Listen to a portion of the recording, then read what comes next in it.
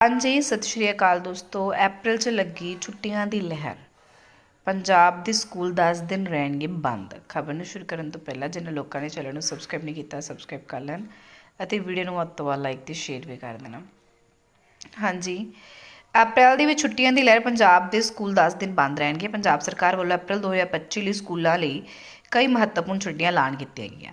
ਇਸ ਮਹੀਨੇ ਦੌਰਾਨ ਵਿਦਿਅਕ ਅਦਾਰੇ ਕੁੱਲ 10 ਦਿਨ ਬੰਦ ਰਹਿਣਗੇ। ਅਪ੍ਰੈਲ ਦੇ ਵਿੱਚ ਛੁੱਟੀਆਂ ਦੇ ਦਿਨ ਹਨ। ਰਾਮਨੌਮੀ 6 ਅਪ੍ਰੈਲ, ਸ਼੍ਰੀ ਗੁਰੂ ਨਾਭਾ ਦਾਸ ਜੀ ਦਾ ਜਨਮ ਦਿਵਸ 8 ਅਪ੍ਰੈਲ ਮੰਗਲਵਾਰ ਹੈ, ਉਸ ਦਿਨ ਮਹਾਵੀਰ ਜਯੰਤੀ ਹੈ 10 ਅਪ੍ਰੈਲ ਨੂੰ ਵੀਰਵਾਰ।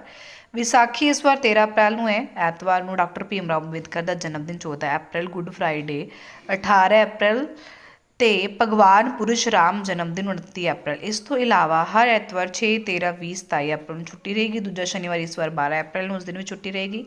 ਇਸ ਤਰ੍ਹਾਂ ਅਪ੍ਰੈਲ ਮਹੀਨੇ 'ਚ ਵਿਦਿਅਕ ਅਦਾਰੇ ਅਤੇ ਸਰਕਾਰੀ ਦਫ਼ਤਰ ਕੁੱਲ 10 ਦਿਨਾਂ ਲਈ ਬੰਦ ਰਹਿਣਗੇ। ਤੁਹਾਡੇ ਕੀ ਵਿਚਾਰ ਨੇ? ਖਬਰ ਨੂੰ ਅੰਤ ਤੱਕ ਦੇਖਣ ਲਈ ਤੁਹਾਡਾ ਬਹੁਤ